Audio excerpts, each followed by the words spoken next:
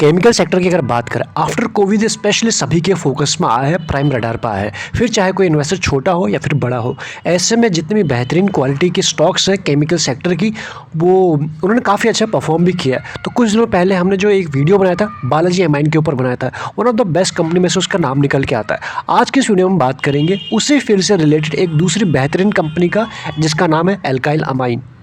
समझेंगे कंपनी के बिजनेस को, साथ ही में समझेंगे कंपनी का फंडामेंटल कितना स्ट्रॉन्ग दिखाई पड़ रहा है, प्लस क्या जो करंट लेवल है कितने अच्छे दिखाई पड़ रहे हैं फ्रेश बाइंग के लिए, या फिर क्या जो हमने रिसेंट में गिरावट देखी है क्या ये गिरावट कंटिन्यू रह सकती है, यहाँ समझने की कोशिश करते हैं। एल्काइल अमाइन सबसे पहले एक बात कर ले, एक केमिकल सेक्टर को बिलोंग करती है, ये तो हम जानते ही है। कंपनी कोई नई नहीं है, 1979 में कंपनी फॉर्म हुई थी। रफली अगर हम बात करें आज के दिन 41 ईयर्स को हो चुके हैं। एक चीज़ तो ये रही। दूसरी अगर हम बात करें एल्काइल अमाइन जो एक लीडिंग मैन्युफैक्चरर है किस चीज़ के, एलिफेटिक एमाइंस के इन इंडिया में। तो ये हो गया बालाजी एमाइन हो गए, बेहतरीन क्वालिटी के इसे आप इन दोनों कह सकते हो एमाइन ब्रदर्स, हम तो इनको इसी नाम से जानते हैं।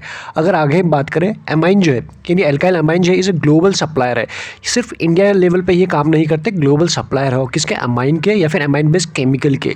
डिफरेंट इंडस्ट्रीज़ में इनके प्रोडक्ट जो होते हैं वो यूज़ होते हैं। अगर हम बात करें कौन कौन से, जैसे कि pharmaceutical, agrochemical, rubber chemical, water treatment, हर जगह इन कंपनी के प्रोडक्ट्स या फिर जो यूज़ होते हैं या फिर जो ये सर्विसेज प्रोवाइड करते हैं। आगे समझने की कोशिश करें, 41 ईयर का एक्सपर्टीज़ है इनके पास इन एमाइन टेक्नोलॉजी में। तो ये कह सकते हो जिस फील्ड में ये काम कर रहे हैं काफ़ी अच्छी इनके पास एक्सपर्टीज़ है, एक्सपर्ट है। साथ ही में अगर हम बात करें इनके पास जो एम्प्लॉय है एज ऑफ नाउ 585 के आसपास है। एंड वहीं बात करें इनकी जो amine could be classified as a speciality chemicals, मतलब ऐसा नहीं कि सिर्फ एमाइन ही है, इसके साथ ही इनके जो कुछ स्पेशलिटी केमिकल है वो भी एक सेक्टर है जहाँ से इनके पास रेवेन्यू निकल के आता है। आगे अगर हम बात करें, ये वो सेक्टर है जहाँ, या फिर इस तरह से समझिए ये वो सारे सेक्टर हैं जहाँ पर एमाइन एल्काइल अमाइन के प्रोडक्ट यूज़ होते हैं। जैसे कि फार्मा की बात करें, एग्रो, या हम बात करें रबर केमिकल्स, सर्फेक्टेंट्स, ये सारी चीज़ें आपको इजीली आप पढ़ सकते हैं। वाटर ट्रीटमेंट, टेक्सटाइल, ये सारी चीज़ें यहाँ पर एल्काइल अमाइन के एमाइंस का यूज़ होता है या फिर इनके सर्विसेज का यूज़ होता है। आगे समझने की कोशिश करते हैं।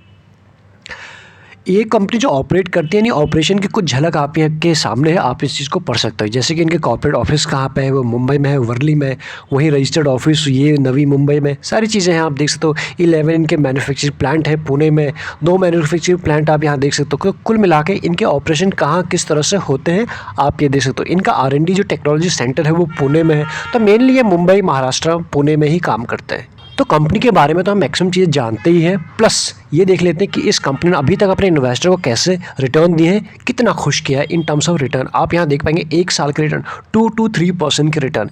ये रिटर्न तब है जो हमने रिसेंट में जो पिछले 10 दिन की बात करें या फिर 1 हफ्ते की बात करें, जो हमने मार्केट में करेक्शन देखा है, अच्छा खासा करेक्शन इसमें भी हुआ है, या फिर हम ये बात करें मिड कैप में अच्छा करेक्शन हुआ है, उसके बाद भी आपको एक बेहतरीन रिटर्न दिखाई पड़ रहे हैं। 2 साल की बात करें 930 के रिटर्न दिखाई पड़ रहे हैं, और 3 साल के 1529। क्या ये रिटर्न वीक है?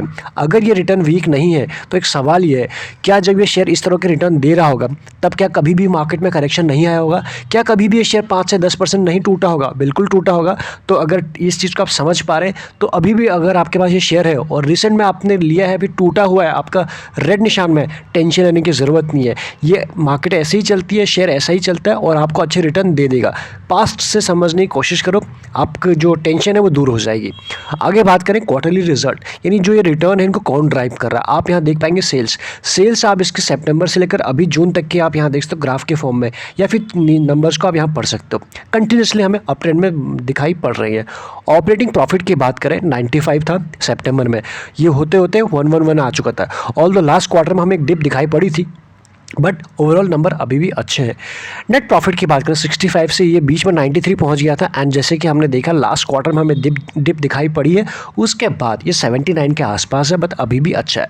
अब हमारी फोकस होना चाहिए Q2 के ऊपर, किस तरह से कंपनी अपने रिजल्ट पोस्ट करती है। उससे पहले एक साइजेबल अच्छा करेक्शन इस कंपनी में हो चुका है, चार्ट पर डेफिनेटली देखने वाले हैं। ईयरली के बेसिस पे देखते हैं कि क्वार्टरली पर तो कुछ भी हो जाता है कभी कभी, लेकिन ईयरली पे आप यहाँ देख सकते हो इसके जो सेल्स है कंटिन्यूसली आपको अप ट्रेंड में बनी हुई दिखाई पड़ रही है।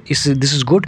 वही ऑपरेटिंग प्रॉफिट की अगर हम बात करें, ये भी और अगर हम बात करें नेट प्रॉफिट, तो कहीं भी इसकी वीकनेस हमें एज ऑफ नाउ बिल्कुल नहीं दिखाई पड़ रही, नहीं है, ना ही कोई सामने से उठ के कह सकते हैं ये कंपनी के नंबर्स अच्छे नहीं हैं। आगे अगर बात करें इसकी ग्रोथ कैसी रही है, सेल्स ग्रोथ और प्रॉफिट ग्रोथ पिछले कुछ सालों में, उसके ऊपर भी अगर हम बात करें 5 साल में जो सेल्स ग्रोथ रही है 21%, इससे आप अच्छा कह सकते हो। 3 साल में 26 और 1 साल में 25, तो सेल्स ग्रोथ एक बेहतरीन रही है इस कंपनी की। प्रॉफिट ग्रोथ की बात करें 43, 66, 37, यहाँ से डिप ज़रूर है, लेकिन उसके बाद भी ऐसी वैसी कंपनी से कहीं दूर है। अगर हम बात करें आर ओ या आर ओ सी की बात करें, उस इसमें भी अगर हम देखने की कोशिश करें, जिस तरह से सेल्स ग्रोथ और प्रॉफिट ग्रोथ काफ़ी अच्छी है, यहाँ पर भी आप देखेंगे तो इन दोनों को 5 साल में जो इसकी आरओई रही है 33%, 3 साल में 39 और 1 साल में 45, अगेन दिस इज ग्रेट। वहीं अगर बात करें 36 आरओसी 5 साल में, 3 साल में आरओसी 44 एंड 56, जो एक बेसिक पैरामीटर होता है, 15 हो जाए, 20 हो जाए, 20 से ऊपर जाए तो और अच्छी बात हो जाती है। और ऐसी वैसी कंपनी की अगर हम बात करें उसको फुलफिल भी नहीं कर पाती है, लेकिन ये कंपनी कहीं भी उस रेंज तक आई ही नहीं। आप इस चीज़ को इस तरह से समझ सकते हैं। शेयर होल्डिंग पैटर्न की अगर हम बात करें, मेजॉरिटी किसके पास है आप यहाँ देख पाएंगे, सीधा वो है प्रमोटर के पास। ये है, आप देख सकते हो दिसंबर में, मार्च, जून और सितंबर के 4 क्वार्टर के डेटा आपके सामने है। 74, 74 प्लस, 74 प्लस, 72 प्लस, तो कुल मिला के इन्होंने यहाँ पे अपनी होल्डिंग को कम की थी प्रमोटर ने 2% के आसपास, और ये कब हुई है, सितंबर में। चार्ट पे देखेंगे सारी चीज़ें क्लियर हो जाएंगी।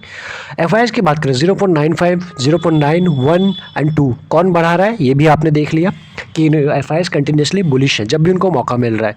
डीआईएस की बात करें 1.78, 1.53, 11 एंड 1.13, तो कुल मिला के डीआईएस एंड एफआईएस का इंटरेस्ट बना हुआ है। एफआईएस थोड़ा सा और ज़्यादा बुलिश होते हुए दिखाई पड़ रहे हैं, लेकिन प्रमोटर के पास सबसे ज़्यादा किसी के पास होल्डिंग है वो है पब्लिक, आप यहाँ देख सकते हो। प्लस इस कंपनी के ऊपर कोई भी या फिर प्रमोटर ने कोई भी प्लेज नहीं रखा, ये हमारे लिए अच्छी बात है।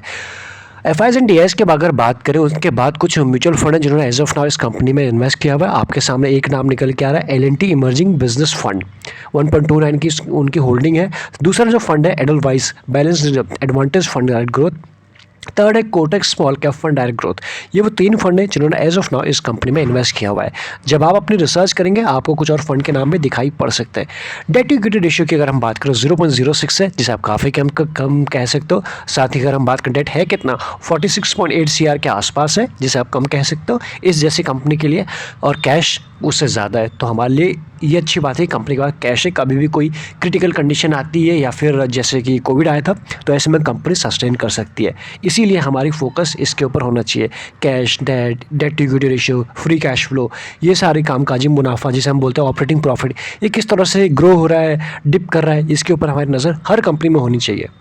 अगर हम बात करें इन सब के बाद आज के दिन मार्केट में अच्छा खासा बाउंस बैक देखने को मिला है। प्लस कल के वीडियो में जब हमने मिड कैप को स्टडी किया था, अगर आपने वो वीडियो नहीं देखा तो डेफिनेटली आपको जानना ज़रूरी है कि मिड कैप कब से भागेंगे और क्या टॉप बन चुका है, उसके ऊपर हमने बात की है, उस वीडियो को देखना ज़रूरी है आपका। प्लस आज के दिन हमें अच्छा खासा मिड कैप में बाउंस बैक देखने को मिला है, तो वही हमारी कल रात ही बात हुई थी और आज के दिन हमने अच्छा बाउंस बैक देखा है। तो इसमें भी कुछ वैसा ही हुआ, 54% की डिलीवरी हुई है आज के दिन।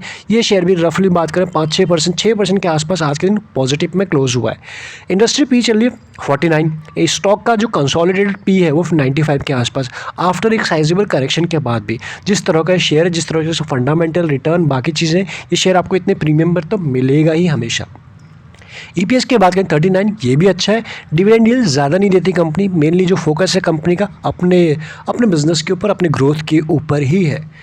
और इन सब के बाद जो मार्केट में जानकार बैठे एज ऑफ नाउ 100% को बाय की रेटिंग दे रहे हैं, कोई भी सेल की रेटिंग नहीं दे रहा है। जिनके पास है जस्ट होल्ड इट। आगे अगर हम बात करें चार्ट के ऊपर, चार्ट क्या कह रहा है, वीकली का चार्ट आपके सामने लगा है, वीकली से समझना शुरू करते हैं, उसके बाद धीरे धीरे करके नैरो करते जाएंगे। चार्ट को हम डिस्कस करें, अगर अभी तक आपके पास डीमैट अकाउंट नहीं है, क्योंकि बहुत सारे आईपीओज आ रहे हैं, उसके लिए आपको अपने अलॉटमेंट चांस को बढ़ाने के लिए अलग अलग डीमैट अकाउंट से एक लॉट के लिए अप्लाई करना होगा। यही एकमात्र वो है फॉर्मूला है जिसके थ्रू हम अपने आईपीओ के अलॉटमेंट चांस को बढ़ा सकते हैं। तो उसके लिए आप चाहें तो डिस्क्रिप्शन में आपको लिंक्स मिल जाएंगे, आप अकाउंट ओपन करा सकते हैं। अदरवाइज एक्स्ट्रा लर्निंग के लिए आप ज्वाइन बटन भी कंसीडर कर सकते हैं, वो आपको चैनल पर मिल जाएगा। यहाँ पे हमको क्या समझ में आ रहा है, वीकली का चार्ट है एंड वीकली पे आप यहाँ देख सकते हो 2021 से शेयर किस तरह से अप ट्रेंड में बना हुआ था। फाइनली अगस्त में आके इसका एक रीसेंट का टॉप बना और उसके बाद ये शेयर अभी तक करेक्शन में है। एंड रिसेंट में जो लास्ट वीक करेक्शन हुआ था, ये बिल्कुल जिस लेवल के आसपास से गया था बिल्कुल उसी लेवल के आसपास आ चुका है। ऑल्दो ये वीक अभी कंप्लीट नहीं हुआ, लेकिन जो कैंडल हमें बनते हुए दिखाई पड़ रही है, ये यहाँ से एक बुलिश कैंडल बनते हुए दिखाई पड़ रही, प्लस एक सपोर्ट के आसपास बन रही, किसी हवा में नहीं बन रही है, इसलिए वीकली पे तो ये नज़र आ रहा है। बाकी तो हमने सारी चीज़ें देख ली, कंपनी के बिजनेस फंडामेंटल कितने स्ट्रांग है कितने नहीं है। अभी देखने की कोशिश करते हैं, इसका ट्रेंड तो अभी तक ही रहा है। अभी जब ये अप ट्रेंड में बनता है तो शेयर बड़ा अच्छा चलता है, 10% 15% इसके लिए कॉमन बात हो जाती है।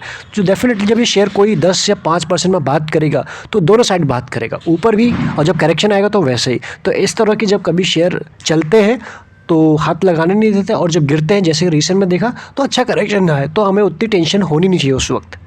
अब इसके बाद इसको वनडे में समझने की कोशिश करता हूँ। वनडे का रिसेंट का मूव आप यहाँ देखेंगे, इस टाइम किस तरह से इसमें मूव आया था, गजब का मूव आया था, आप यहाँ देख सकते हैं। उससे पहले भी आया था, वही हम समझाने की कोशिश करते हैं। चलता है तो गजब चलता है, और जब प्रॉफिट बुकिंग आएगी तो वो भी थोड़ा अच्छा ही आएगा। ऐसा नहीं कि भागेगा 15% और गिरेगा सिर्फ 1.5% या फिर 0.5%, ऐसा नहीं हो सकता। तो कुल मिला के जब ये रिसेंट का करेक्शन यहाँ पे खत्म हुआ था, जब ये शेयर रफली टच किया था इसने 3500 के आसपास, इसी लेवल के आसपास के जो प्रीवियस के हाईज है वहाँ पे इसका सपोर्ट दिखाई पड़ रहा है, लेवल के आसपास।